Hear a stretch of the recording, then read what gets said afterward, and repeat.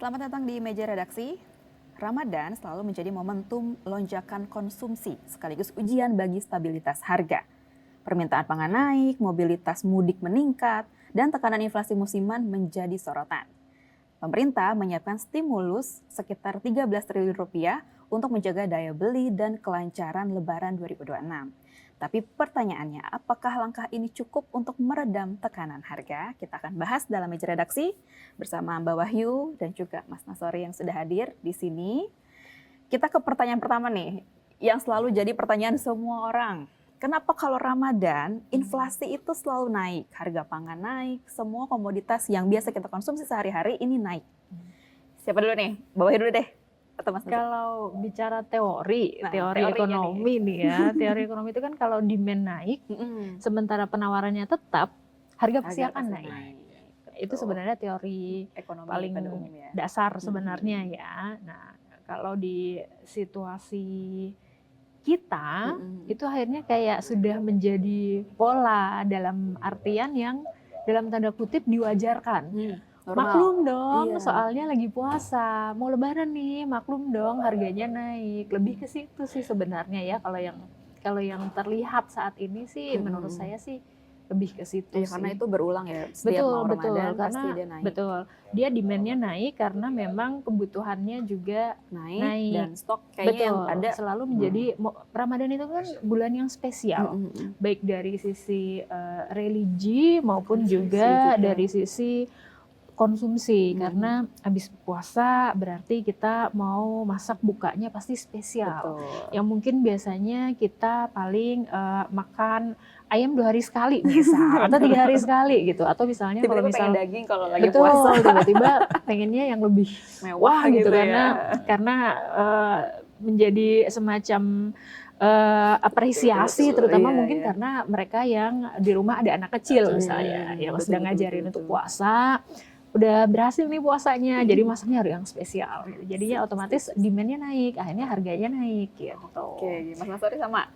Saya sepakat dengan Mbak Wahyu, tapi sebenarnya pasar Kramat Jati, pasar Bayoran Lama yang menjual sayuran, kebutuhan pokok, itu sebenarnya nggak jauh beda dengan pasar saham di SCBD ya. Jadi ada faktor fundamental dan faktor teknikal yang banyak dipengaruhi oleh persepsi. Nah, di kenapa waktu Lebaran itu mau puasa dan Lebaran itu kok harga selalu naik ya? Itu juga terkait dengan ekspektasi. Selain tadi yang fundamentalnya karena permintaan kebutuhan terkait dengan barang real stoknya ada apa enggak, tapi juga masalah ekspektasi atau persepsi lah kalau dalam. Jadi orang price in gitu istilahnya. Menduga-duga ya gitu ya. Wah, ini dari sisi pembelinya dulu ya. Wah, nanti kalau saya nggak segera membeli nanti habis. Ya. Akhirnya dia borong, melampaui dari yang kebutuhan yang sebenarnya mungkin dia butuhkan.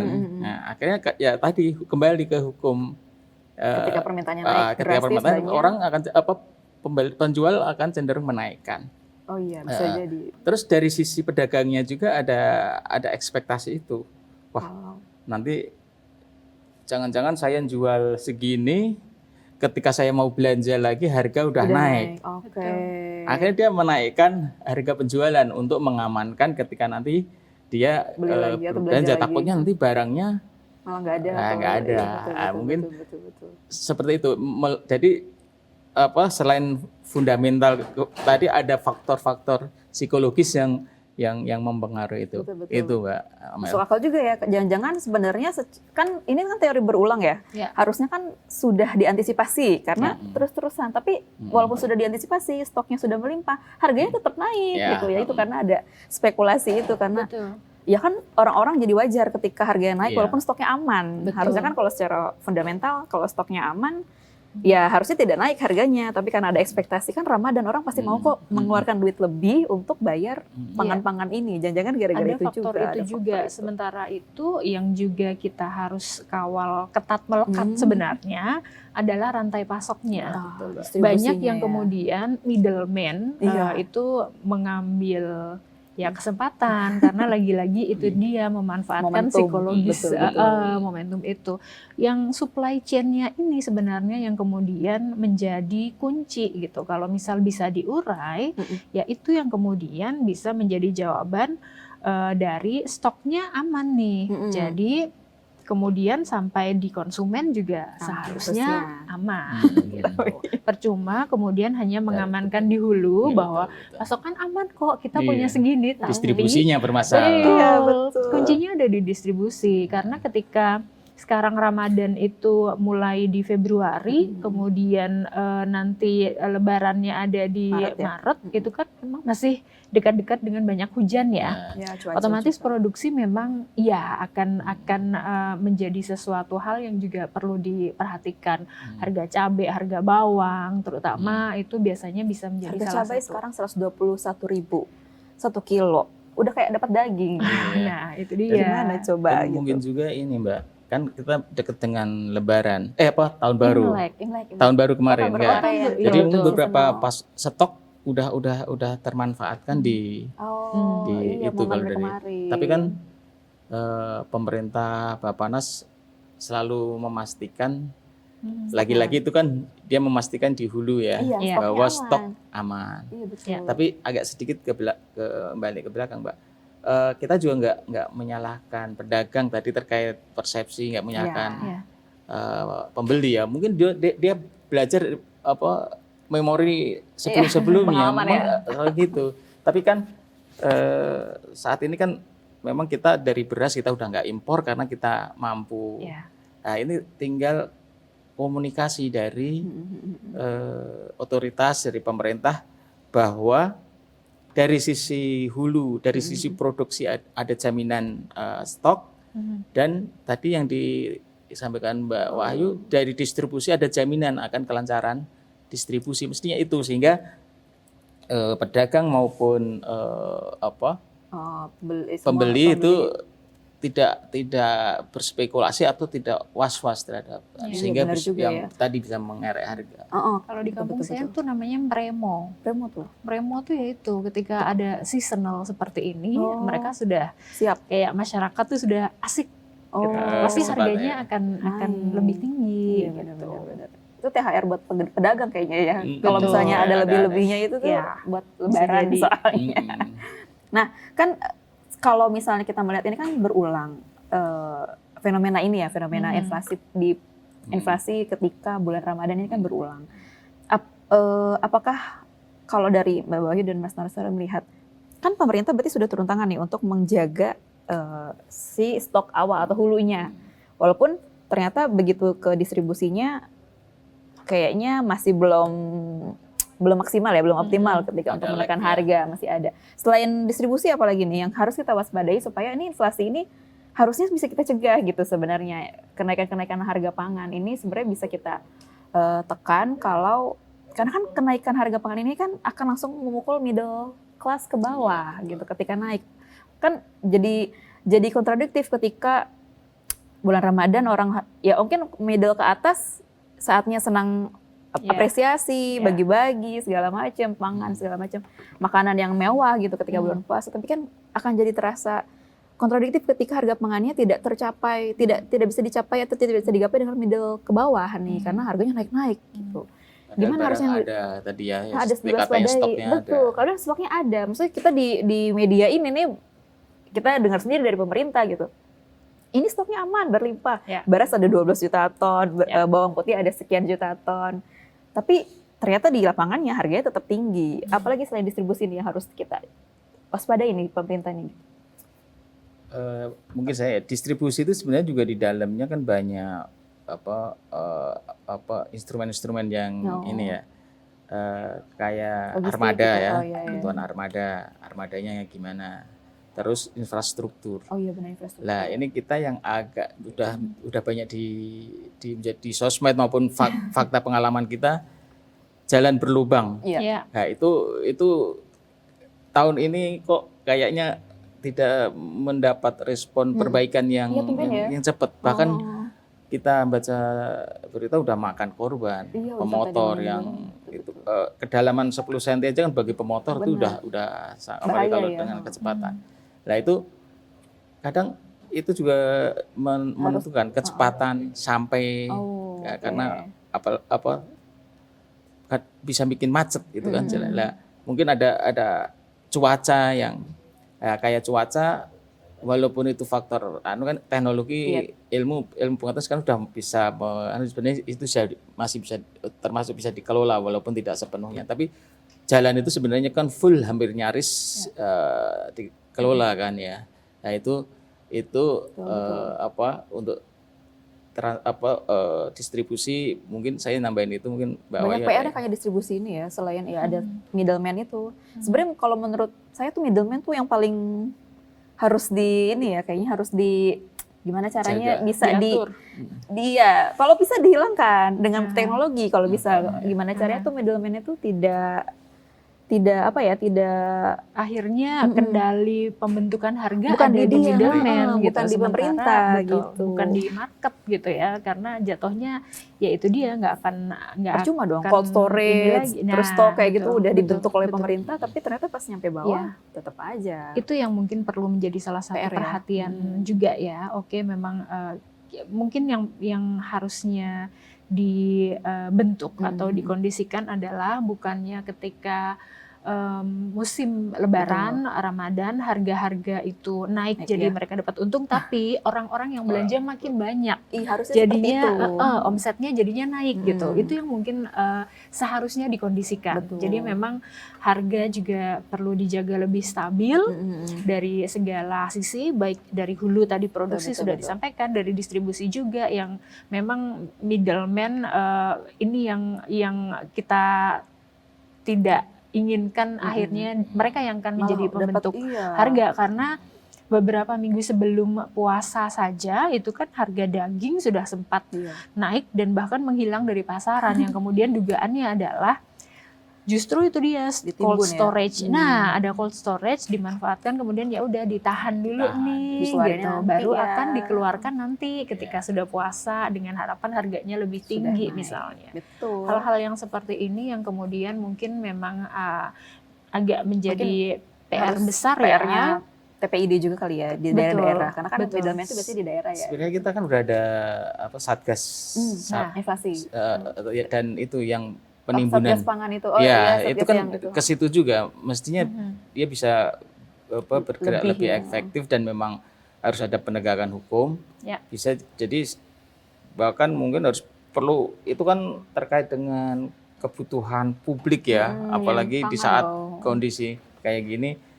Mungkin perlu publikasi yang gencar atas penindakan itu akan harus menjadi pelajaran bagi orang-orang yang berniat seperti itu. Oke, terus mungkin lebih banyak operasi pasar juga kali ya. Pasar murah kan kayaknya akan lebih menyeimbangkan nih kalau misalnya pemerintah lebih. Mungkin kalau pemerintah hulunya sudah sangat optimal, sudah ada cold storage, sudah ada itu, mungkin hilirnya bisa dibantu dengan operasi pasar. Gitu ya.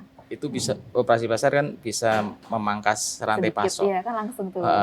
Terutama untuk kondisi kayak gini kan mungkin lebih membantu ya. Lebih membantu.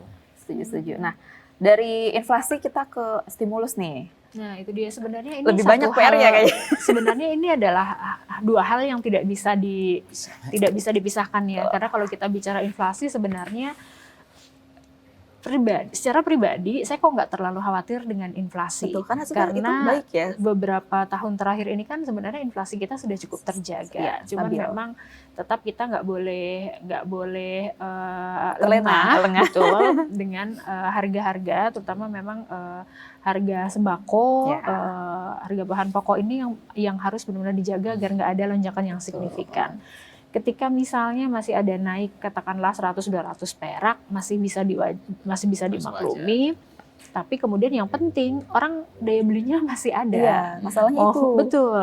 Asal kenaikannya masih wajar, katakanlah Mungkin 5% misalnya itu, dan orang masih punya duit. Uang. Nah, itu dia justru kan perputaran uangnya ada di situ. Kita tahu Lebaran terutama itu kan memang menjadi salah satu titik yang diharapkan untuk kemudian Meningkatkan ya. betul akselerasi Konsumsi. perputaran ekonomi, Ekonomi. konsumsi yang kemudian ujungnya adalah ke pertumbuhan ekonomi gitu. Itu yang menjadi salah satu harapan. Jadi daya belinya ayo dijaga. Iya. Selain menjaga harga, inflasi ya udahlah itu nanti akan mengikuti. Sebenarnya kalau gitu. inflasinya sehat ya, Mhm. ketika banyak yang beli, inflasinya sehat sih kita Betul, kayak karena betul. uangnya ada. Itu Jangan takut jangan inflasi takut inflasi sebenarnya asal gitu. masih terjaga. Terjaga. Nah, masalahnya kan pemerintah ini untuk menjaga itu tuh supaya tetap ada daya beli, supaya tetap ada perputaran ekonomi di saat momentum Ramadan Lebaran, kan akhirnya banyak stimulus yang digelontorkan pemerintah, banyak strategi stimulasi lah gitu dari pemerintah. Selain dari THR, kalau THR ini kan udah pasti jadi stimulus besar-besaran ketika momen Lebaran lah, udah pasti berulang gitu. Selain THR ini masalahnya ada juga beberapa dari pemerintah yang bisa didorong ya, termasuk menggelontorkan hampir 13 triliun dalam bentuk ya bansos, terus diskon transportasi. Nah, menurut Mbak Wahyu nih gimana melihat kayak stimulus 13 triliun ini? Gimana sih menurut Mbak Wahyu untuk mendorong Kalau ekonomi? dilihat dari sisi angka, sebenarnya kan kalau dibandingkan kuartal 4 2025 aja sebenarnya udah jauh lebih sedikit ya, lebih kecil. Dari tahun lalu. Tahun lalu juga jauh. Betul. Jadi buat kita sih gede ya, 12 hampir 13 buat triliun orang kan udah gitu besar. ya. Tetapi Buat kalau negara dibandingkan kayaknya sebelumnya betul. Nah, mungkin kalau kita breakdown juga kan rata-rata kebanyakan stimulusnya ini untuk diskon transportasi perjalanan, baik dari Biar kereta, mudik. terus kemudian pesawat, terus kemudian juga nanti biasanya ada diskon untuk tarif tol ya biasanya, terus kemudian bantuan pangan. Kalau bantuan pangan kan ya itu dia mungkin termasuk di dalamnya ada pasar murah, terus kemudian juga ada PPN ditanggung pemerintah yang untuk pesawat.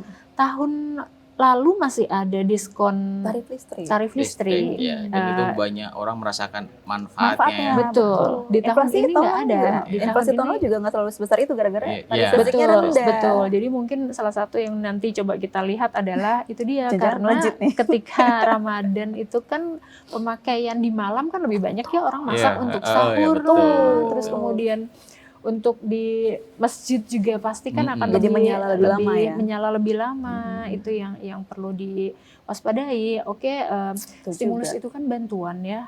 Orang dikasih bantuan kan sebenarnya juga sudah oke, ini sudah dibantu gitu. Cuman mungkin juga kita ini juga perlu loh untuk kalau kondisi ekonomi saat ini juga perlu loh ada bantuan di sini gitu. Ini kita belum bicara jangka panjang karena kalau kita bicara jangka panjang mau sampai kapan kita mengandalkan bantuan? Mau sampai kapan ini semuanya solve by diberi ikan jangka gitu. pendek. Betul.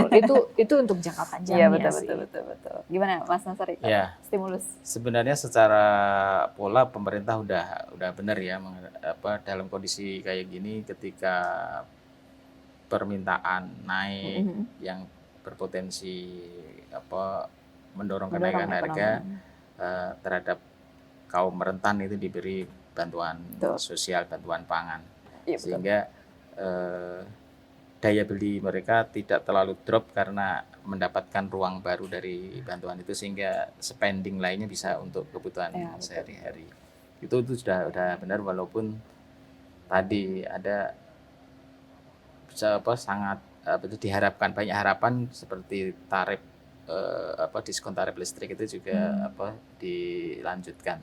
Terus sebenarnya untuk membantu perekonomian itu juga bantuan terhadap kelas menengah tadi, kayak tarif tiket kan itu kan kelas menengah ya sebenarnya, kayak diskon. Tapi itu juga perlu karena itu apalagi kelas menengah kita kan kelas menengah gojek-gajik kalau kesentuh sedikit gitu udah fragile.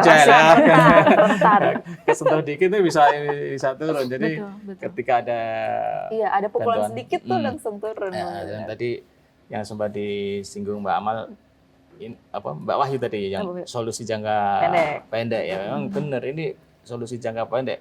Solusi jangka panjangnya ya penciptaan lapangan pekerjaan. Kembali lagi seperti yang waktu Outlook yang struktural yang dianu Pak Menko kan ya, SDG juga sering kita juga bahwa struktural harus itu.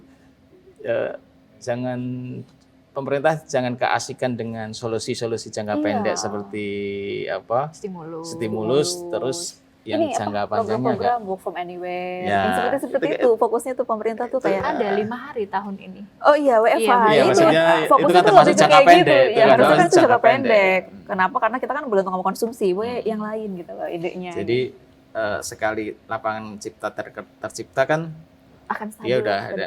Dan pride konsumsi orang yang dengan gaji sendiri kan beda ya. Daripada dapat ini ya diskon. Iya. Betul. Saya sih suka diskon ya. Sama. Saya juga. Saya belanjanya pakai diskon.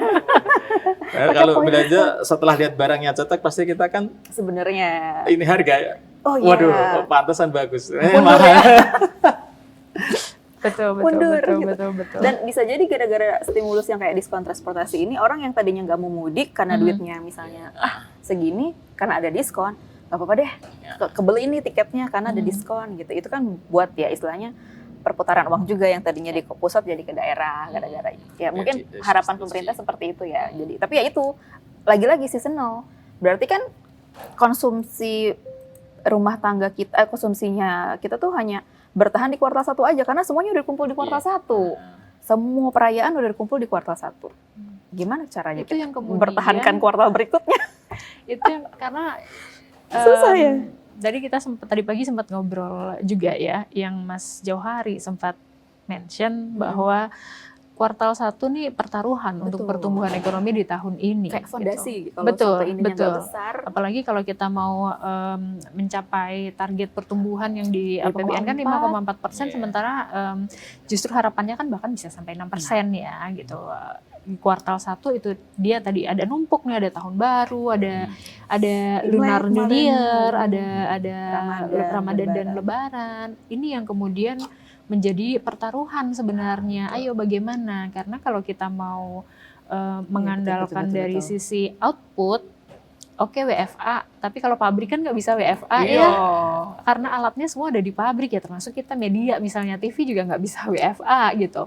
Hanya untuk beberapa orang. Betul. Jadi dari sisi output produksi itu kita udah nggak bisa, kayaknya nggak bisa maksimal ada di situ, banyak libur soalnya.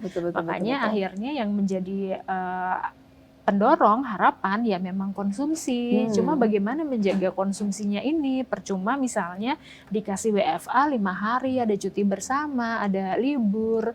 Oke, orang kemudian bisa pulang, tapi mereka nggak punya duit buat belanja juga. Setelah itu apa? Betul. Iya, benar-benar. Nextnya apa? Oh ya udah yang penting bisa pulang. Yang penting bisa pulang. Keluarga, makan keciput bareng gitu.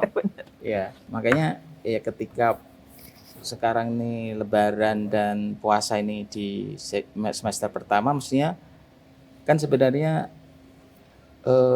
dorongan atau pengingat banyak orang terhadap realisasi anggaran di akhir biasanya muncul di akhir-akhir tahun, Mbak, bahwa mempercepat spending dari belanja modal pemerintah, investasi tadi yang Mas Jauhari juga sebut belanja dan belanja pemerintah dan termasuk belanja modal dan investasi itu mestinya harus didorong di awal gitu. Janji-janji reformasi struktural itu justru jangan ingatnya pas di akhir tahun ketika realisasinya kok agak seret.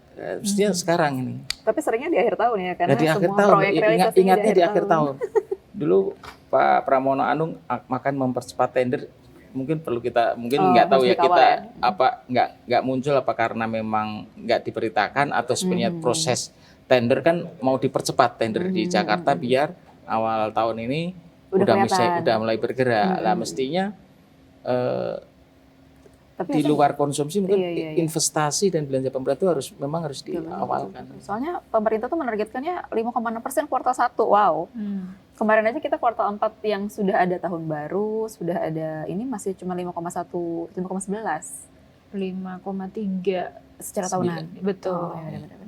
itunya hanya 5,11 itu kan overall full year Full ya. year, Betul 5,39 kuartal. Wah, bagaimana mencapai 5,4? Mungkin kalau menurut saya sih kita jangan fokus angka Iya. mencapai sekian persen Kualitasnya, ya apa yang sebenarnya. kita Betul, lakukan. betul. Apa yang kemudian terlihat di lapangan sebenarnya, Mm-mm. apa yang terlihat di masyarakat, bahwa masyarakat bisa kemudian di Ramadan dan di Lebaran ini ya mereka bisa menjalani semuanya tuh dengan enak gitu ya, dengan smooth gitu, nggak yang misalnya aduh mau beli beras aja mikir dulu nih karena nanti di ujung Ramadan aku harus beli beras sekian buat zakat misalnya, gitu kan? Itu juga termasuk ada ini ya, mendorong juga tuh kayak zakat kan dia akan mengalirkan konsumsi juga idiom hasil tidak akan mengkhianati proses usaha itu mestinya dipegang bahwa hasil itu hanya efek hasil, tapi apa yang kita kerjakan itulah yang akan menentukan hasil. Iya.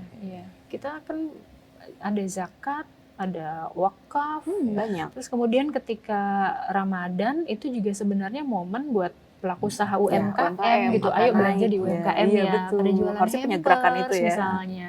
Ya hampers yang dari kecil-kecil lah gitu, yang memang untuk sanak keluarga, kolega, mungkin dan itu yang tadi ekonomi spiritual. Ketika suasana Ramadan itu kan hasrat orang untuk berbuat baik, itu mungkin juga perlu bisa benar, tapi berbagi itu termasuk yang ini ya, benar-benar jadi momentum mempengaruhi ternyata.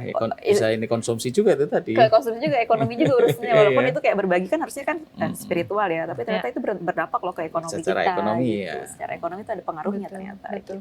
Bahkan yang as simple as war takjil juga itu kan sebenarnya momen untuk revenue juga. Revenue juga kan perputaran ekonomi juga. Coba dari war takjil aja. Dari sisi warung kan ada peningkatan permintaan kan. Dia kan mungkin beberapa kan dia nggak masak sendiri. Betul.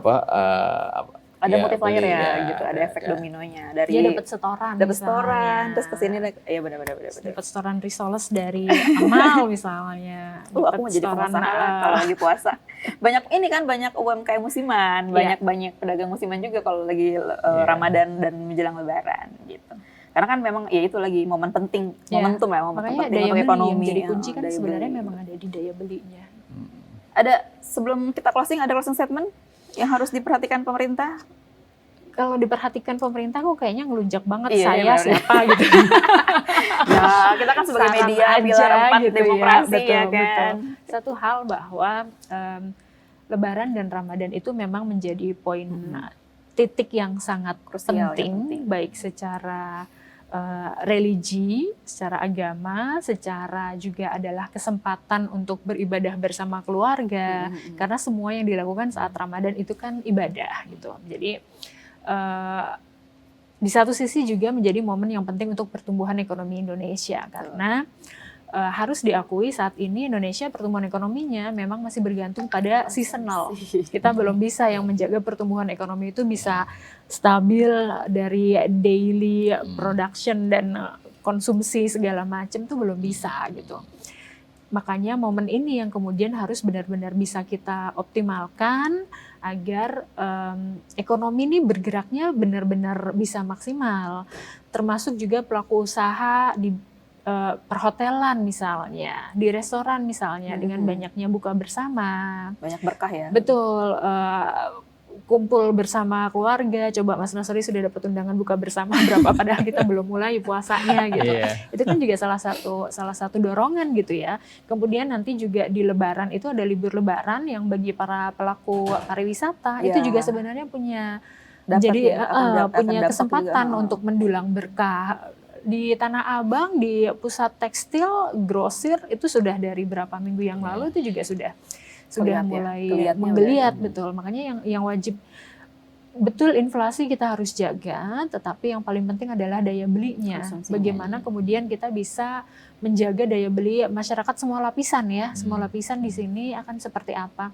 Masyarakat kelas menengah, masyarakat kelas bawah yang kemudian itu dia, mari kita bersama-sama agar stimulusnya juga memang di sektor yang tepat. Tepat sasarannya. Terus kemudian bagaimana juga kita bisa memutarkan ekonomi yang di dalam ini, himbauan misalnya ayo belanja ke UMKM misalnya, yang seperti itu sih. Kemudian sama ya. betul, alokasi dan distribusi untuk zakat juga kemudian harus memang benar-benar tepat gitu. Jadi kemudian semuanya bisa maksimal. Kalau memang ini menjadi kuartal pertaruhan pertumbuhan ekonomi di tahun ini, itu yang ayo kita mati-matian jaga, walaupun kemudian nanti kuartal berikutnya juga kita tetap harus fighting gitu.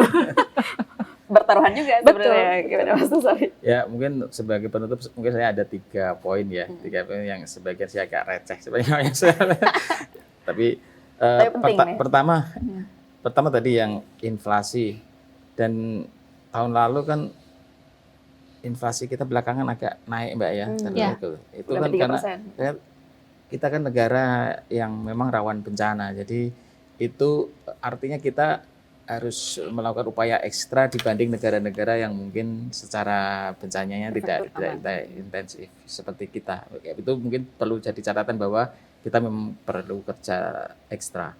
Terus yang kedua terkait tadi pasokan pangan, mungkin kita perlu membiasakan masyarakat kita dengan produk-produk derivatif turunan gitu ya.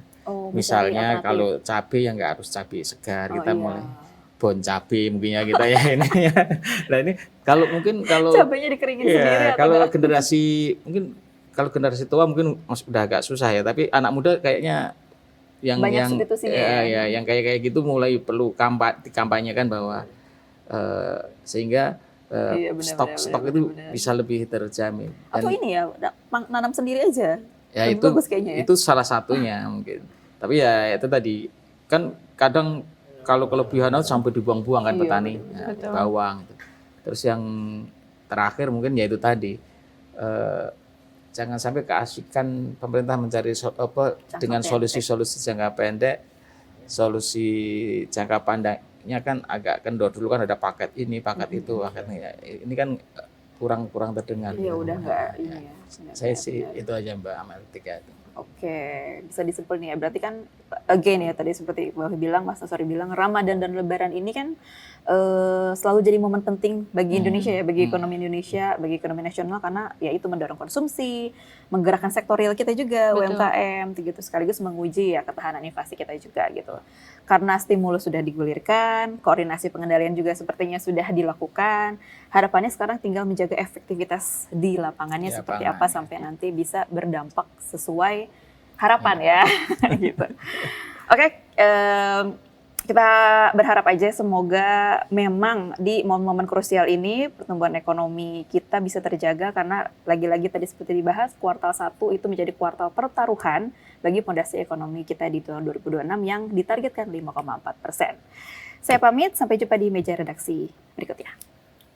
Terima kasih.